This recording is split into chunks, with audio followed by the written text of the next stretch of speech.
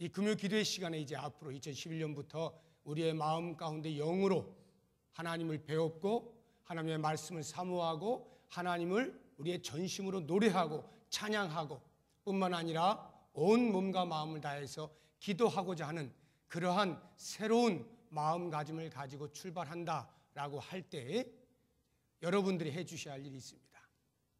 가장 먼저는 참여하시는 것이겠죠. 참여하는 것이야말로 해야 할 가장 중요한 일 중에 하나고요. 그 다음 이 금요기도의 시간에 나오시는 분들은 제가 믿기로는 적어도 할 수 없이 억지로 누군가에 의해서 끌려 나온 사람은 단 한 사람도 없을 것입니다. 제가 강제로 나오라 해본 적이 없기 때문에 누군가에서 강제로 나온 사람은 아무도 없을 거예요.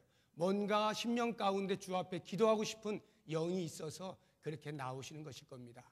그렇다고 할 때에 제가 목사로서 우리 금요기도회를 지금까지 쭉 이렇게 보면서 마음에 이렇게 하면 더 좋겠다라고 하는 그런 마음이 있어요. 그게 뭐냐 하면 말씀을 듣는다거나 찬양을 올린다거나 기도를 한다거나 하는 이 모든 행위는 공동체로 이루어지는 것입니다.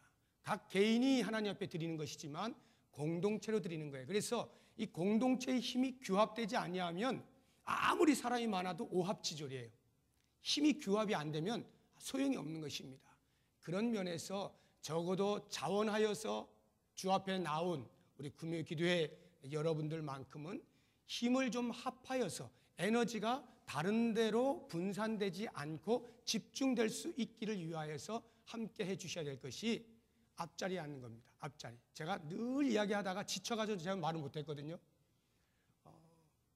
너무 말을 안 듣는 거야. 그러니까 제가 하다가 지쳐버렸어. 야, 즐기다 즐겨. 이러고 제가 포기했는데 다시 하렵니다. 제가 다시 해서 힘을 모으겠는데 일단 잘 기억하세요. 여기 오신 분들은 다음 주부터 요 두 자리에 10째 칸까지 제가 앉아있는 자리 10째 칸이에요. 거기까지 앞으로 앉습니다. 무조건. 아시겠죠? 지금은 괜찮아요. 지금은 괜찮은데 다음 주부터 에이 안 나오셔도 됩니다. 그런 분은 안 나와도 돼요. 진짜로. 그래 나오지 마시고 제 말에 순종하실 분만 나오세요. 요 자리에 딱 모여가지고 힘을 합해야 돼요.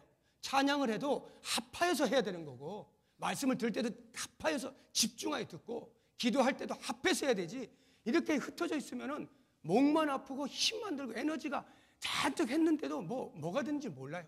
그래서 여러분들이 이제 저와 함께 발맞추어 정말 우리 교회 부흥을 꿈꾸신다고 한다면 좀 불편하시더라도 좀 익숙하지 않더라도 그렇게 마음을 모아서 여기 두 자리, 10자리 딱 이렇게 같이 모여가지고 물론 그 이상의 사람들이 오면 어떡하냐? 당연히 늘어나죠. 그거야.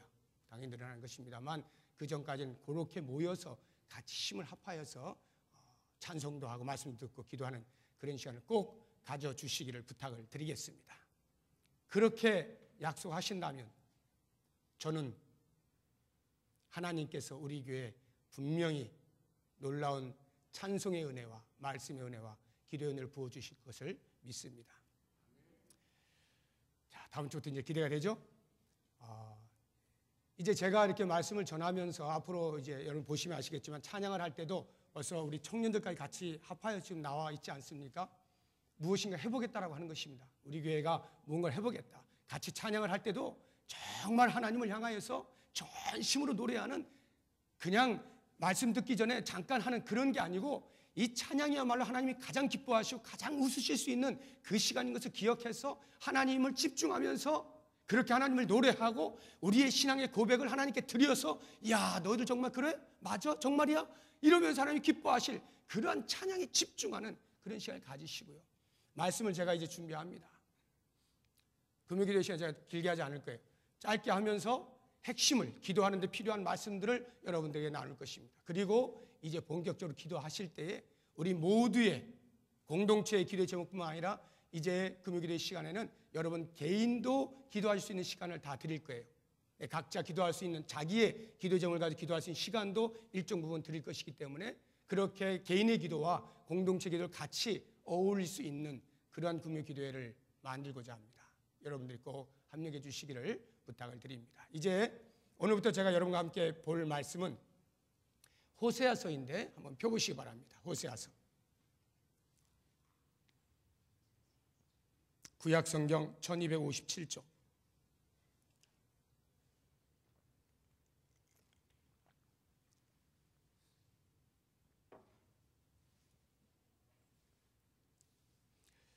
구약성경 1257쪽 호세아서 1장. 제가 작년 2009년에 제가 말씀을 전할 때 호세아서를 한 서너 번 한 것으로 기억이 납니다. 하다가 이제 제가 그만하면서 중단이 되어버렸는데 다시 이 호세아서를 쭉 하고 또 계속해서 일정한 주제들을 가지고 말씀을 전하도록 하겠습니다.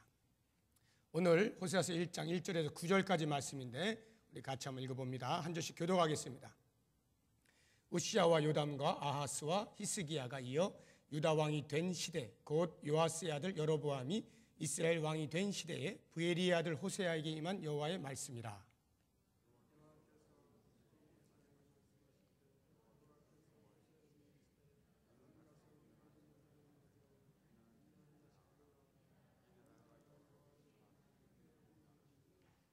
예, 지금 이제 들어보시면 아시겠지만 이렇게 멀리 떨어져 있기 때문에 소리가 이렇게 막 이렇게 이러죠. 모여 있으면 이 소리 맞추는 게 아무 어려움이 없는 거예요.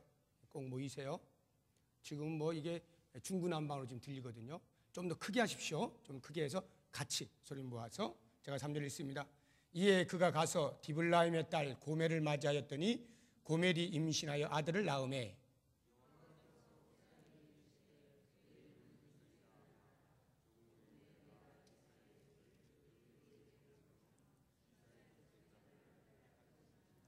그날에 내가 이스라엘 골짜기에서 이스라엘의 활을 꺾으리라 하시니라.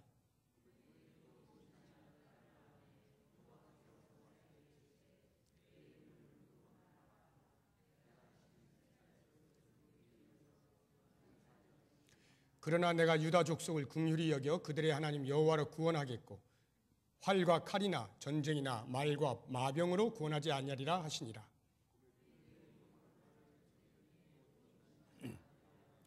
여호와 다 같이 읽습니다.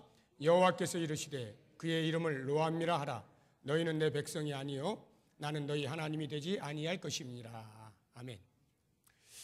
호세아 시대 언제적 사람이냐 하면 BC 8세기 중엽에 활동했던 사람입니다. 북이스라엘의 선지자고요. 남유다에서는 이사야나 미가와 같은 선지자들이 활동하던 때입니다. 정확히 하자고 하면 BC 753년부터 722년까지 활동했던 BC 722년이 어떤 일이 일어난지 아시겠죠? 북이스라엘이 멸망하던 때입니다. 그때까지 활동하던 선지자가 이 호세아 선지자였습니다. 호세아 선지자가 활동하던 그 시기는 영적인 암흑기라 이렇게 보통 불려지고 있습니다. 2절을 한번 보십시오. 뒷부분에 2절 뒷부분 이 나라가 여호와를 떠나 크게 음란함이니라 하시니 북이스라엘은 여호와를 떠나서 크게 음란하다는 것은 우리 육체적인 음란을 말하는 것이 아니라 영적인 음란을 말하는 겁니다. 여호와 하나님을 신랑으로 모시고 사는 이스라엘 백성들이 신랑 여호와 아닌 또 다른 그 무엇에 한눈이 팔려 있는 그러한 모습을 가지고 있는 영적인 암흑기의 시대입니다. 그와 같은 영적인 암흑기의 시대임에도 불구하고 하나님께서 만나주시는 한 사람이 있었습니다. 호세아 선지자입니다. 다시 2절 보십시오. 여호와께서 처음 호세아에게 말씀하실 때 그러한 영적인 암흑기의 시대 가운데에도 하나님의 사람은 반드시 있습니다. 누군가 어디에선가는 반드시 하나님의 마음을 알고 하나님의 뜻을 좇아 살고자 하는 사람이 있습니다. 엘리야 시대에도 모든 사람이 하나님을 떠났다 하였지만 엘리야가 하나님의 음성을 들었고요. 모든 우상 가운데 있었던 시대에 하나님께서는 아브라함을 통하여서 말씀하시고요. 여러 가지로 영적인 암흑기의 기간 동안에도 여전히 하나님께서는 누군가에게 말씀을 하시는 사람이 있습니다. 호세아의 입장에서 보자고 한다면 누군가는 하나님의 편에 서 있는 사람이 있는 것입니다. 이렇게 볼 때에 오늘날 우리가 이 시대에 어떤 면에서는 영적인 암흑기와도 같은 그러한 모습들을 하고 있습니다. 그러한 때에 과연 하나님의 편에 서 있는 사람은 누군가? 나는 하나님의 편에 서 있는가 하는 부분을 점검해 보았으면 좋겠습니다. 우리의 눈과 우리의 귀와 우리의 마음이 하늘을 향하여 열려 있어서 하나님의 음성을 들을 수만 있다면 아무리 이 세대가 악하고 흑암 가운데 있다 할지라도 하나님께서는 그 열려있는 한 사람을 통하여서 하나님의 음성을 들려주시고 그 음성을 좇아서 살아가게 하심으로써 하나님의 역사를 계속해서 이루어 가십니다. 바로 이 하나님의 역사를 이루어 가는 일에 내가 쓰임받기를 소망할 수 있는 시간이 되시기를 바랍니다.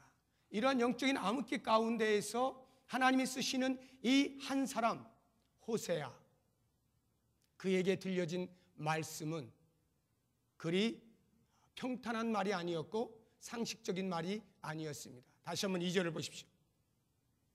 여호와께서 처음 호세아에게 말씀하실 때 여호와께서 호세아에게 이르시되 너는 가서 음란한 여자를 맞이하여 음란한 자식들을 낳으라. 하나님께서 호세아에게 처음으로 말씀을 하시는데 그 처음 전해준 말씀이 너는 가서 음란한 여자를 데려다가 결혼을 하여서 음란한 자식을 낳으라. 이것이 하나님의 사람 호세아에게 말씀하신 하나님의 말씀입니다. 여러분 어떻습니까? 우리가 상식적으로 생각해 볼 때 아니 어떻게 하나님의 사람 선지자에게 음란한 여자를 데려다가 음란한 자식을 낳으라고 할 수가 있을까?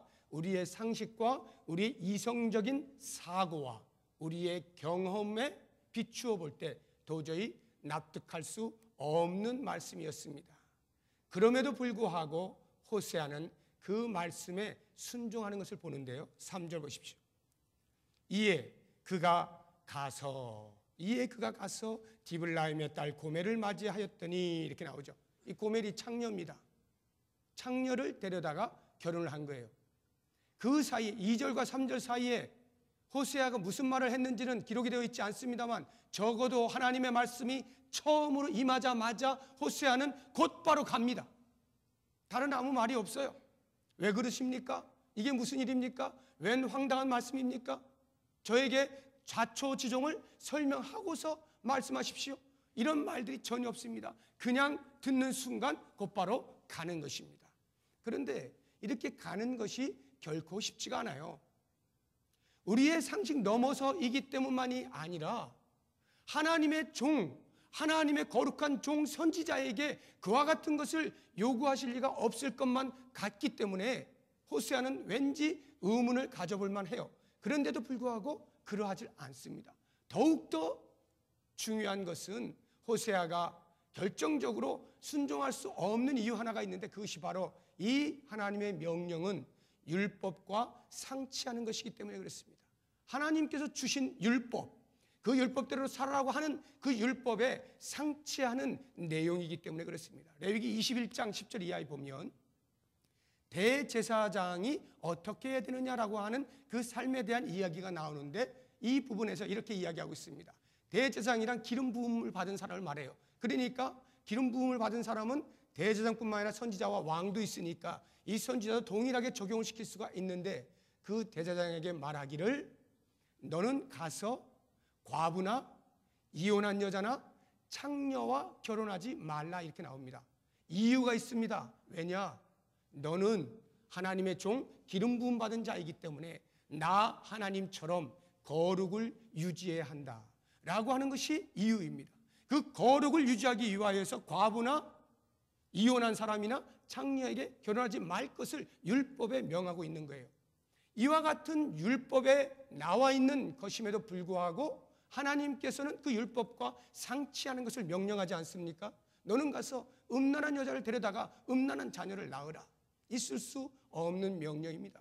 그럼에도 불구하고 하나님께서 들려주신 음성 앞에 곧바로 순종하는 호세아를 보게 될 때 사랑하는 여러분, 순종이 제사보다 나은 것입니다. 순종이 제사보다 나아요. 이것이 내가 지금까지 경험하고 내가 지금까지 판단하고 내가 지금까지 이성적으로 납득할 수 있는 것을 넘어서는 요구라 할지라도 그것이 하나님의 음성이라 할 때, 그것이 하나님의 요청이라 할 때 기꺼이 나의 상식을 내려놓을 수 있는 믿음의 수준이 되어야 합니다. 이것이 아브라함이 이삭을 바쳤던 것과 다를 바가 없습니다. 요나는 자신의 이성으로 생각할 때 납득할 수 없는 니느웨로 가라고 하는 그 말씀에 불순종하지 않습니까? 그것과는 정반대로 호세아는 비록 이것이 내가 받아들이기 어려운 것이라 할지라도 하나님이 명령하신 것이기에 신실하신 하나님은 무엇인가 뜻이 있을 거야 라고 하는 확신, 절대 신뢰를 가지고 순종하는 것입니다.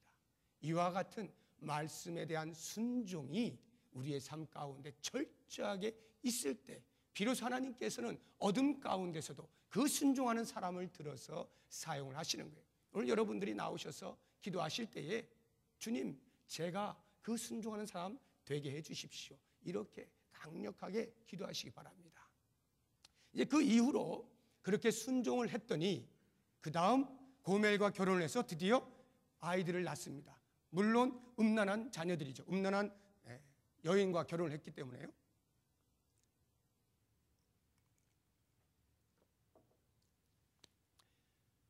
자녀를 셋을 낳습니다. 저도 셋을 낳습니다. 호세아가 셋을 낳았어요. 첫 번째의 이름이 이스르엘이, 라엘이 아니고요. 이스라엘의 이스르엘. 이 세 자녀의 그 이름을 통하여서 하나님께서 교훈하시는 것이 있어요. 오늘 우리도 들어야 할 교훈들인데 그 말씀을 보면서 과연 나는 어떤 이름을 가져야 할 것이냐 하는 것들을 한번 생각해 봤으면 좋겠습니다. 첫째 아들을 낳았는데 이름이 이스르엘이에요. 이스르엘이란 이스라엘 땅의 골짜기의 이름입니다. 이스르엘이라고 하는 골짜기의 이름인데 지역 이름이죠. 거기에서 어떤 일이 있었는가 하면 아하방 아시죠? 아하방의 그 아내 이세벨 그리고 그 아들 요람 이렇게 그 아합으로부터 시작돼 가지고 바알신을 섬기는 우상으로 가득한 그 북이스라엘이었습니다. 도저히 하나님께서 보고 있을 수가 없어요.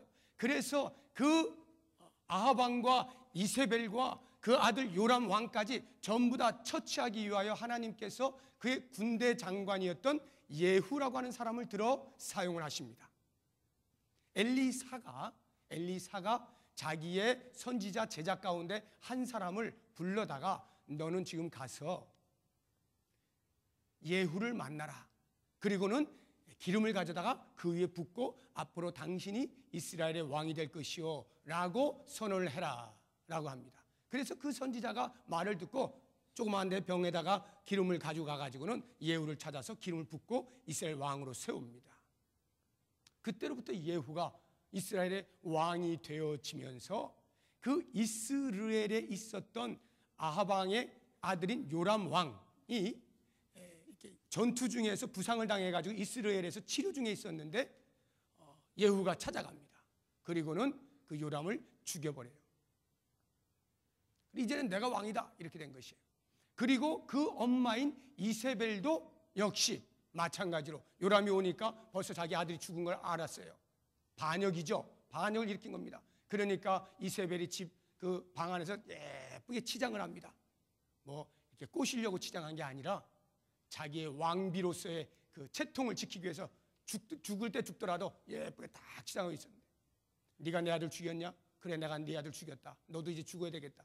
그랬더니 함께 있던 그 이세벨의 그 시녀들이 있었는데 누가 내 편이 되겠느냐? 예후가 큰 소리 치니까 몇 사람이 손을 들었어요. 집어 던져라. 그래서 창문에서 이세벨을 그냥 집어 던져버립니다.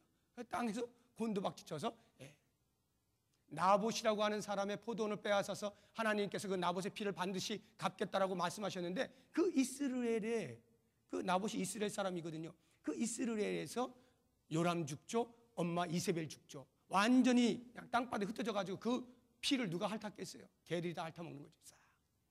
하나님의 예언의 말씀이 그대로 성취가 되어집니다. 이렇게 예후가 하나님의 뜻을 좇아서 아합과 요람과 이세벨을 다 처치를 합니다. 그런데 오늘 말씀을 보시게 되면 4절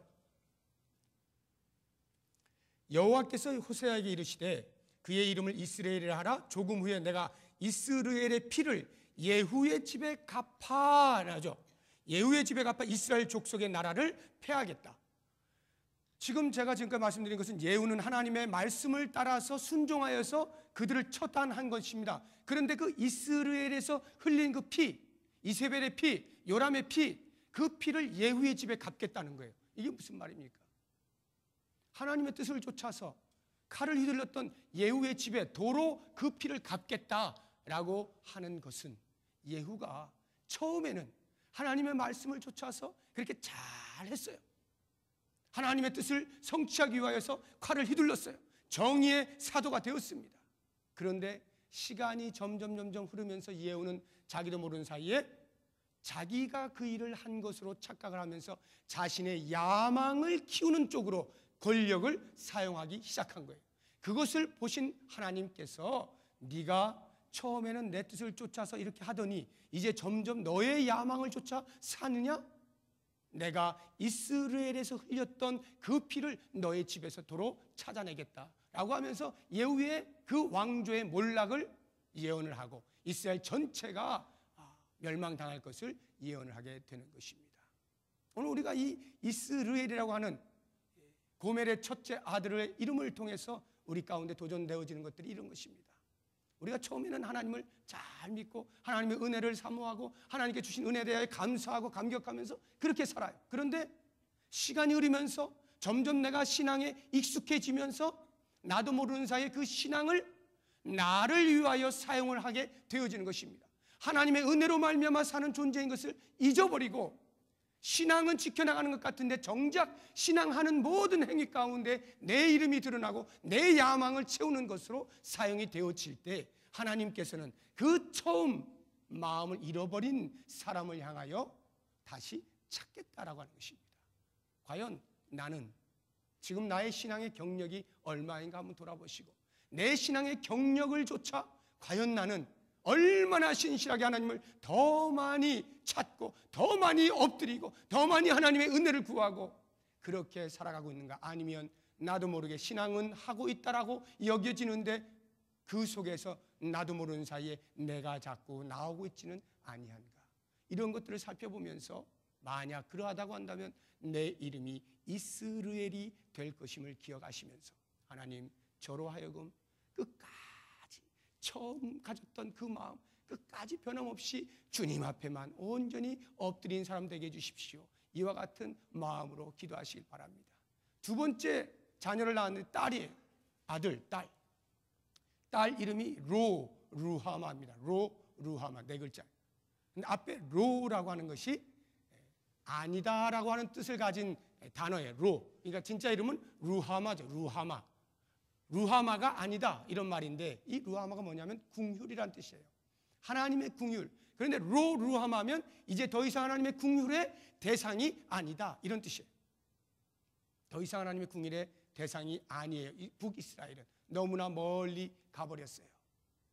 여러분 이 궁휼이라고 하는 것은 하나님의 궁휼이라고 하는 것은 우리 성도에게 있어서 다른 그 어떤 것과 바꿀 수 없는 가장 절대적인 존재가 하나님의 궁휼이에요. 우리의 우리됨, 나의 나됨은 오직 하나님의 궁휼로부터 시작이 된 것입니다. 하나님의 궁휼이 없었다면 우리는 계속해서 죄의 자녀 가운데에서 헤어나오질 못했어요. 그런데 하나님의 궁휼이 우리를 하나님의 자녀로 신분을 바꾸어 주신 거죠. 그러므로 그 하나님의 궁휼 안에 있을 때 우리는 가장 평화를 누리고 가장 안전하고 가장 행복한 삶을 살 수가 있는 거예요. 그런데 이 궁휼로부터 벗어나게 되면 그때로부터 우리에게는 비극이 시작이 되는 것입니다. 이 궁휼이라고 하는 말이 우리 여자분들 여성의 자궁을 궁휼이라고 해요. 그 원어를 찾아보면 그러니까 태 속에 있는 아기가 어디 있을 때 가장 안전해요? 자궁에 있을 때 가장 안전하죠. 튀어나오면 어떻게 돼요? 큰일 나는 거지. 튀어나올 때 나와야 되는 거지. 이 태아 있을 때는 자궁에 있을 때가 가장 안전한 거예요. 가장 평화로운 거예요. 우리가 보통 그런 얘기 하잖아요. 이렇게 잠잘 때 저도 똑바로 눕는 걸 잘 못해요. 이렇게 옆으로 이렇게 누우면 훨씬 잠이 잘 와요. 아마 이게 사람들이 그러잖아요. 엄마의 자궁에 있을 때 아기가 이렇게 있었기 때문에 이 자세가 가장 잠이 잘 드는 자세다 라고들 말들 하는데 그게 뭐 얼마나 맞는지 모르겠습니다만 아무튼 그런 자궁 속에 있을 때 태아가 가장 안전한 것입니다. 그런데 북이스라엘이 그 하나님의 궁율 안에 있을 때 가장 평화를 누릴 수 있음에도 불구하고 그 궁율로부터 벗어나는 것입니다. 하나님께서 왜 더 이상 너희들은 나의 궁율의 대상이 아니다 라고 말씀을 하셨는가 하면 그 북이스라엘 사람들이 하나님의 궁율을 멸시하였기 때문이에요. 하나님께서 베푸시는 궁율에 대하여 멸시해버리는 거예요. 그러니까 하나님께서 진노하시는 겁니다. 로마서 2장 한번 찾아보세요. 로마서 2장. 신약성경 마태복음, 마가복음, 누가복음, 요한복음, 사도행전, 그 다음에 나오는 로마서 2장.